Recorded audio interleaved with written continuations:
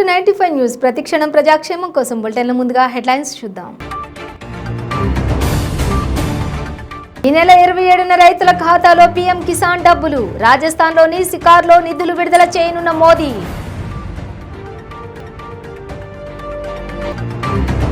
Vanama Venkateswararao MLA పదవిపై అనర్హత వేటు. జలగం వెంకట్రావుని ఎమ్మెల్యేగా ప్రకటించిన హైకోర్టు.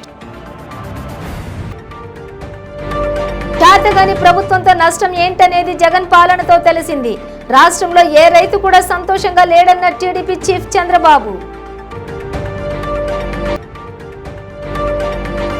ఏపీ రాజధానిగా అమరావతి కేంద్రం కట్టుబడి ఉంది. అభివృద్ధి చేయాలని కేంద్ర ప్రభుత్వం చూస్తోందన్న పురంధేశ్వరి. డీటెయిల్స్ చూస్తే అధిక వర్షాలు వరదల వల్ల పాడైన ఆర్ఎండ్బి శాఖ పరిధిలోని రోడ్లు వెంటనే మరమ్మతులు చేపట్టాలని రాష్ట్ర రోడ్లు భవనాల శాఖ మంత్రి వేముల ప్రశాంత్ రెడ్డి అధికారులను ఆదేశించారు. ముఖ్యమంత్రి కేసీఆర్ ఆదేశాల మేరకు డాక్టర్ బిఆర్ అంబేద్కర్ తెలంగాణ సెక్రటరియట్లోని మంత్రి ఛాంబర్లో ఆర్ఎండ్బి శాఖ ఉన్నతాధికారులతో సమీక్షా సమావేశం నిర్వహించారు.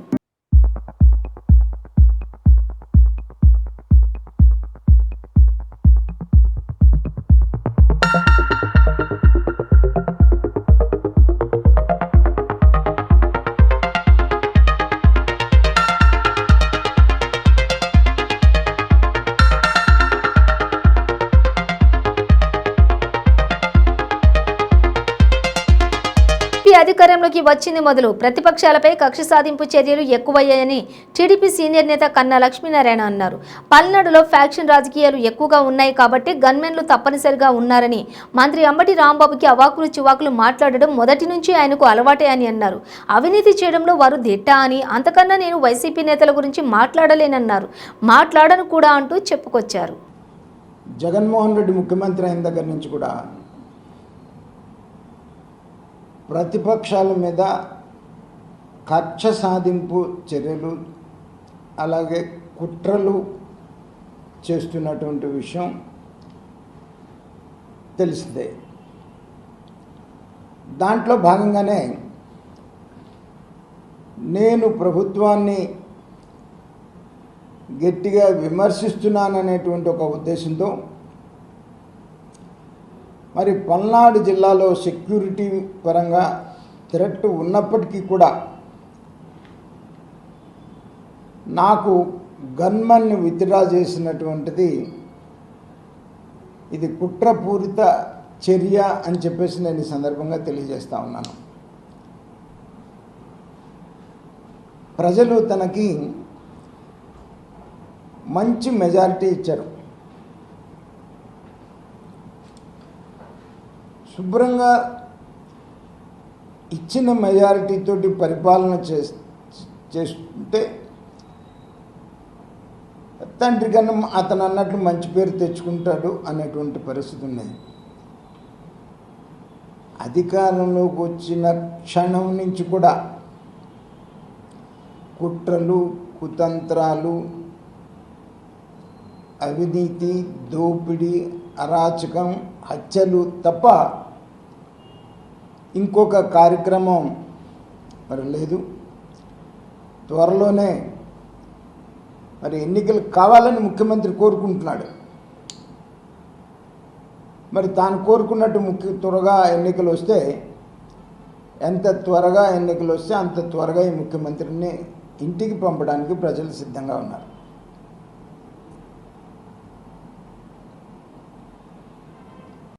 చిట్టానికి లేదు అయినా అదే చుట్టూ ఇంకా ఆయన వాళ్ళకి తెలిసిందంతా కూడా ఆ కుట్ర సైకో మనస్తత్వం ఎలా ఉంటుంది అంతే, అంతకన్నా డిఫరెంట్గా ఉండదుగా. ఒక సైకో మనస్తత్వం, ఒక ఫ్యాక్షనిస్ట్ మనస్తత్వం, ఇంకా అంతకన్నా డిఫరెంట్గా ఉండదుగా.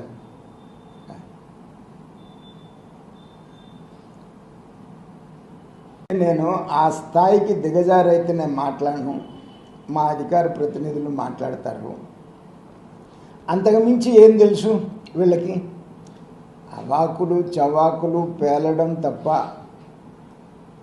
అవినీతి చేయటం తప్ప, ప్రజలను అడ్డం పెట్టుకొని దౌర్జన్యాలు, పోలీసులను అడ్డం పెట్టుకొని దౌర్జన్యాలు చేయటం తప్ప వీళ్ళకి ఏం తెలుసు? సిద్దిపేట జిల్లా గజ్వేల్లో అఖిల భారత యాదవ మహాసభ కమిటీని ఎన్నుకున్నారు. గజ్వేల్ మండలం అఖిల భారత యాదవ మహాసభ అధ్యక్షుడిగా ప్రజ్ఞాపూర్ కనకమైన కన్నా యాదవ్ ఎన్నికయ్యారు.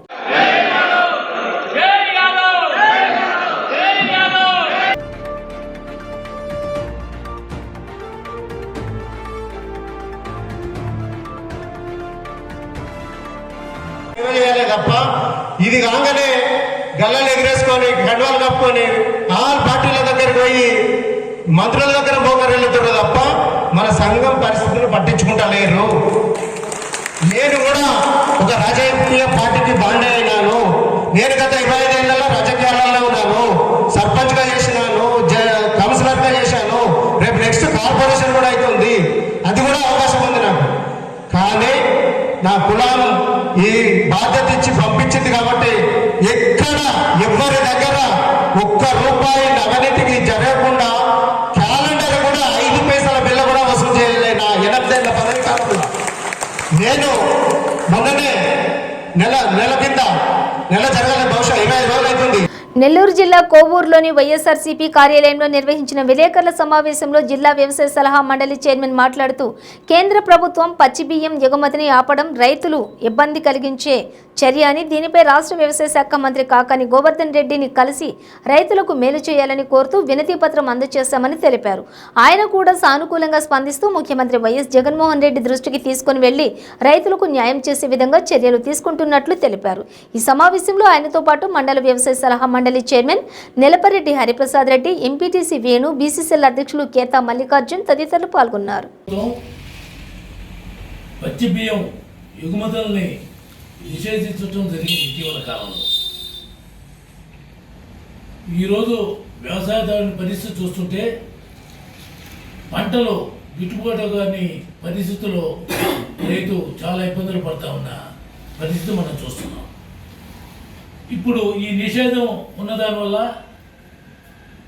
అన్ని రాష్ట్రాలతో పాటే మన ఆంధ్రప్రదేశ్ వరికి ఎక్కువగా మనం పండించే ముఖ్యమైన పంట వరి కాబట్టి ఇక్కడ రైతులు ధాన్యం రేటు పడిపోయిన దానివల్ల ఖచ్చితంగా అధికంగా నష్టపోతారని కూడా తెలియజేసుకుంటూ ఉన్నాం.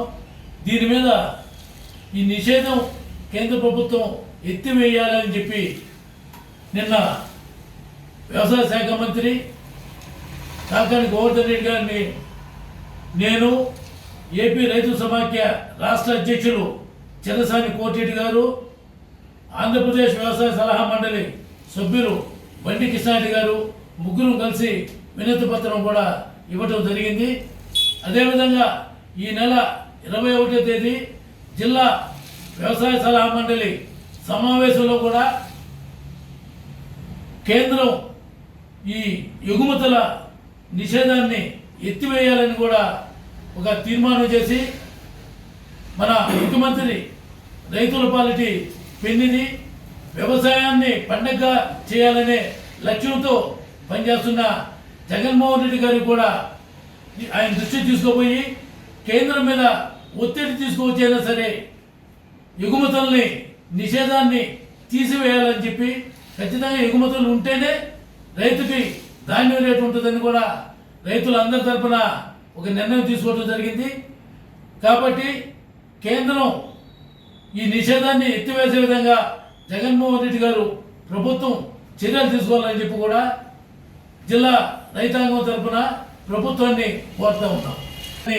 కలిసిన మీదట ఆయన తప్పకుండా ఈ సమస్యని ముఖ్యమంత్రి జగన్మోహన్ రెడ్డి గారి దృష్టికి తీసుకుపోయి ఖచ్చితంగా మనం కేంద్రంతో మాట్లాడి దీన్ని సడలించే విధంగా చర్య తీసుకుంటామని కూడా మన రాష్ట్ర వ్యవసాయ మంత్రి కాకాని గోవర్ధన్ రెడ్డి గారు తెలియజేశారని చెప్పి కూడా రైతాంగాన్ని కూడా తెలియజేసుకుంటా ఉన్నాం. కవాడిగూడ డివిజన్ పరిధిలో లాల్ బహదూర్ శాస్త్రి నగర్లోని Kavadiguda division BRS youth leader D Vasu ఆధ్వర్యంలో మంత్రి కేటీఆర్ జన్మదిన వేడుకలు ఘనంగా నిర్వహించడం జరిగింది. ఈ కార్యక్రమానికి ముఖ్య అతిథిగా బీఆర్ఎస్ యువ నాయకుడు ముఠా జయసింహ హాజరయ్యారు. కేక్ కటింగ్ చేసి చీరలు పంపిణీ చేయడం జరిగింది. ఈ కార్యక్రమంలో ముఠా జయసింహ మాట్లాడుతూ కేటీఆర్ తన విలాసవంతమైనటువంటి జీవితాన్ని వదిలేసి తెలంగాణ రాష్ట్ర అభివృద్ధి కోసం, ప్రజల శ్రేయస్సు కోసం తెలంగాణ ఉద్యమంలో చురుగ్గా పాల్గొని రాష్ట్ర సాధన కోసం ఊపిరిపోశాడు చేశాడన్నారు. ముషీరాబాద్ నియోజకవర్గంలో పలు ప్రాంతాల్లో సేవా కార్యక్రమాలు నిర్వహించామని తెలిపారు. కేటీఆర్ ఇలాంటి పుట్టినరోజులు మరెన్నో జరుపుకోవాలని ఆకాంక్షించారు.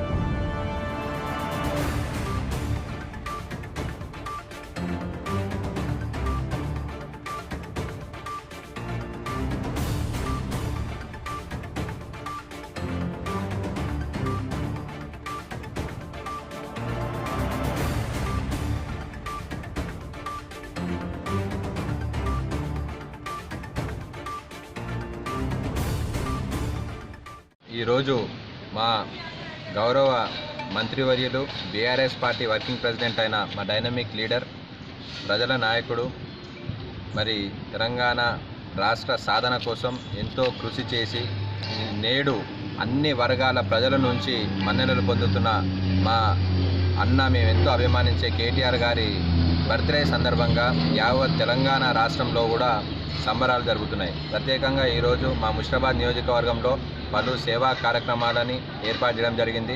అందరూ కూడా చాలా ఇష్టంగా మహిళలు కానీ యువత కానీ ముందుకొచ్చి ఎన్నో సేవా కార్యక్రమాల ద్వారా కేటీఆర్ గారి మీద ఉన్న అభిమానాన్ని ప్రజలు చూపించడం జరుగుతుంది.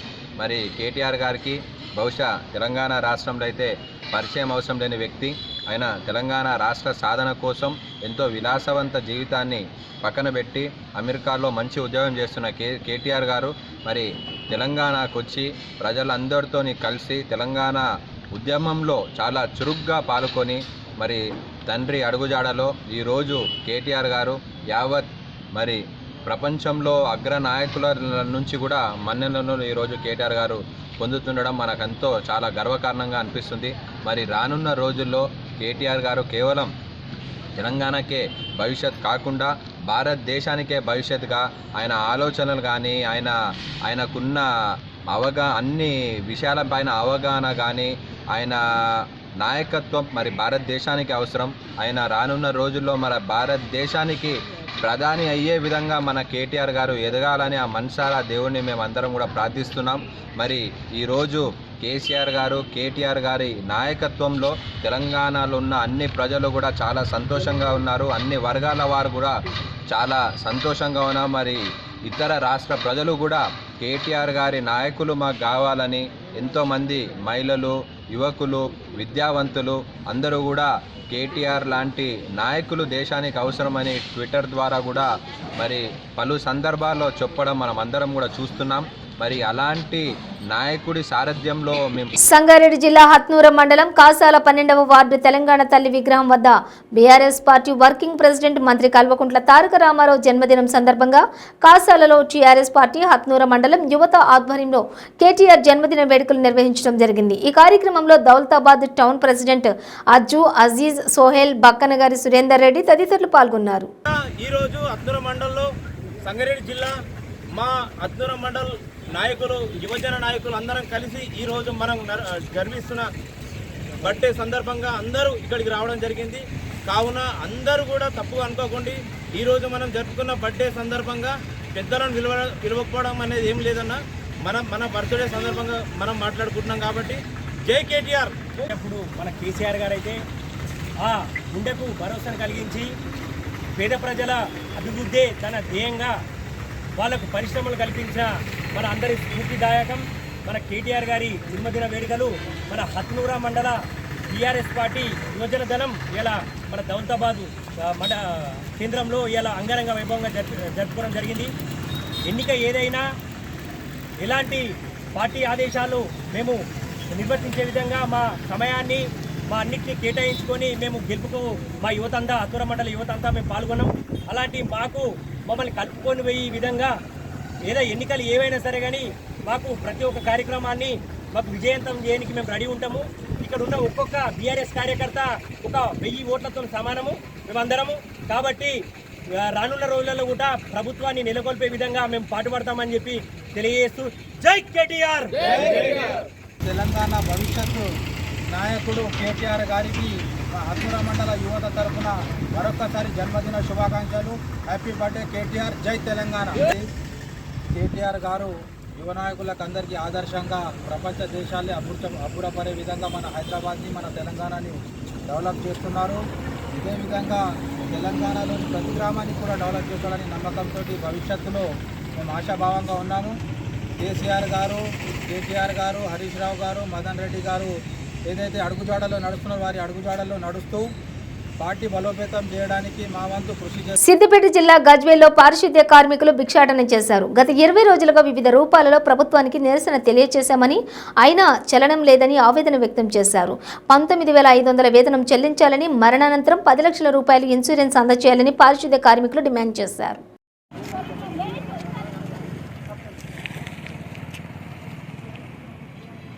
వాటికి 19 రోజులు అవుతుంది, అయినా మమ్మల్ని ఎవరు పట్టించుకోవట్లేరు. మాకు ఎవరు ఎటువంటి ముచ్చట చెప్తలేరు. దేనికైనా మేము రెడీ ఉన్నాము. సమ్మె కొనసాగుతుంటుంది. ఇంకా ఎవరు పట్టించుకోలేరు.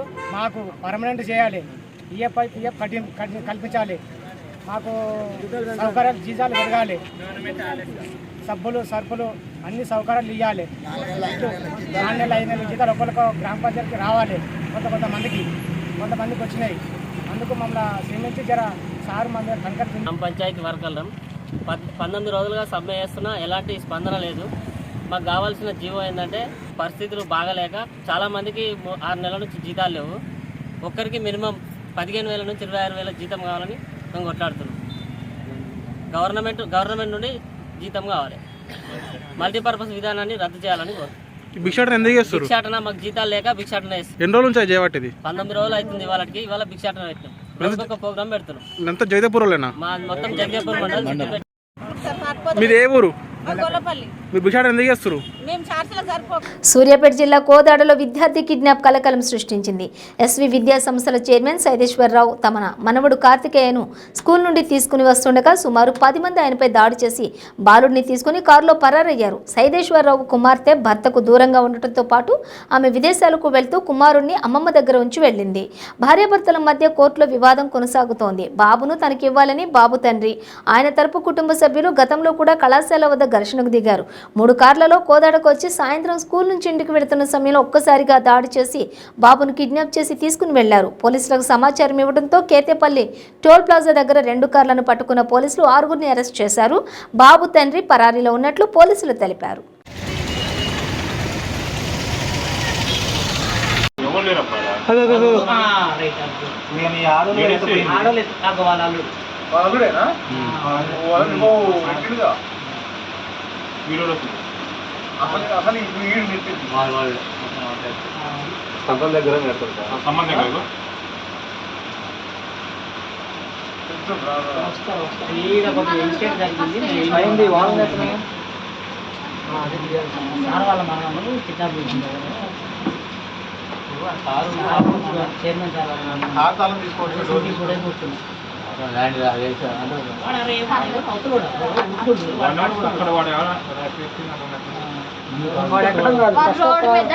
రోడ్డు మీద ఒక కారు పెట్టొచ్చాను.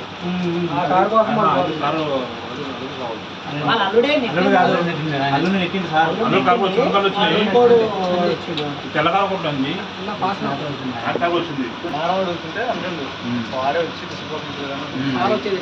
సాయంత్రం 5 గంటలకి ఆ మనవాడిని స్కూల్ నుంచి నేను నా భార్య తీసుకొని వస్తుండగా ఇంటి ముందుకి కారు వచ్చి కారు దిగే క్రమంలో డోర్ తీయగానే మా అల్లుడు వెంకట ప్రవీణ్ 10 మంది వ్యక్తులతోటి 2 ఆడవాళ్ళు మా మీద దాడి చేసి పిల్లవాడిని గుంజుకొని మేము అడ్డుకోగా మా మీద చేయి చేసుకొని చెయ్యి ఏలు పగిలే విధంగా గోడకి నెట్టేసి నన్ను పిల్లవాడిని తీసుకొని కిడ్నాప్ చేశారు. తీసుకొని వెళ్ళిపోయారు. వెంటనే పోలీసు వాళ్ళు తగు చర్య తీసుకుని మనవని నాకు అప్పచెప్పవలసిందిగా కోరుతున్నాను. 10 మంది వచ్చారు. 2 ఆడవాళ్ళు, 8 మంది మగవాళ్ళు 3 కార్లలో వచ్చారు. వాళ్ళు పోలీసు వాళ్ళకి మేము చెప్పగానే వెంటనే స్పందించి 2 కార్లను పట్టుకున్నారు. 2 కార్లలో 6 దొరికారు. ఒక పెద్ద రాడ్ కర్రతోటి వచ్చారు. కర్రతో పట్టాలనేటువంటి పెప్పర్ స్ప్రేలు, కర్ర ఇవన్నీ తీసుకొని వచ్చారు. మేము భయపడిపోయాం. పార్వతీపురం మన్యం జిల్లా కురుపాం మండలంలోని పొడు పంచాయతీలోని 2 బీటీ రహదారి పనులకు మాజీ ఉప ముఖ్యమంత్రి కురుపాం ఎమ్మెల్యే పుష్ప శ్రీవాణి కొబ్బరికాయ కొట్టి శంకుస్థాపన చేశారు. మారుమూల గిరిజన గ్రామాల ప్రజలు రహదారి సౌకర్యం లేక తీవ్ర ఇబ్బందులు పడుతున్నందున నూతన రహదారి పనులకు ఆమె శ్రీకారం చుట్టారు.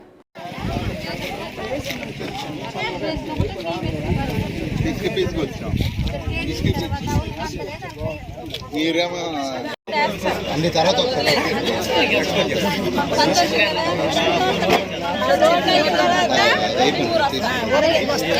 రెడీ చేసి మంగళం త్రయం త్రైలోకాధిపరాభవ భజ్వారిమం ప్రత్యామే దేవాయ బ్రహ్మాత్మనే ఆదిత్యవన్నే తపసోర్యాతో వనస్పతస్థ వృక్షోదివిల్లవ తస్య ఫలాని తపసారదంతో మాయాహంతరాయాచ్చ బాహ్యలక్ష్మే కుబేర్త్వం దేవవాసాకై దత్యమణినాస ప్రాదోష మీరు ఎలాగంటే సగం ఉంది. Very good. పుష్పయాచ పుష్పణే బృహస్పతిస్థానం ఉచ్యతసా.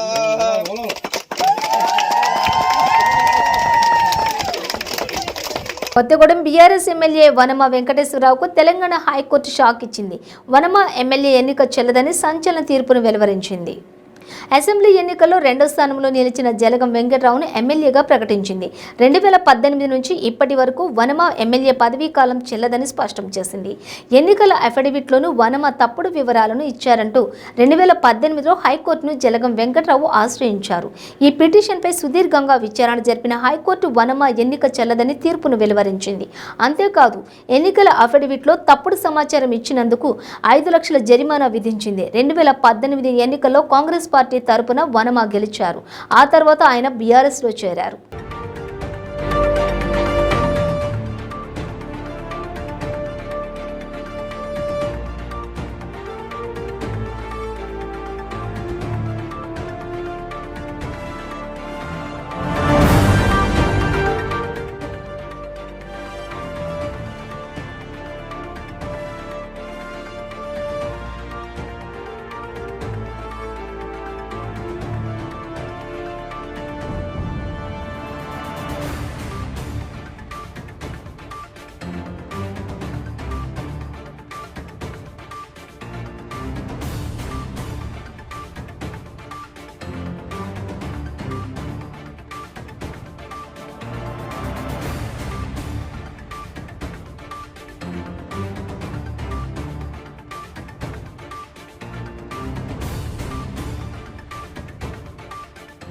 బులెటిన్ ముగించే ముందు హెడ్లైన్స్ మరోసారి.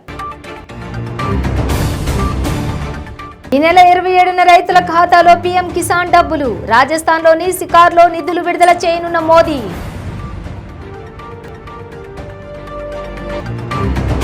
వనమ వెంకటేశ్వరరావు ఎమ్మెల్యే పదవిపై అనర్హత వేటు. జలగం వెంకటరావుని ఎమ్మెల్యేగా ప్రకటించిన హైకోర్టు.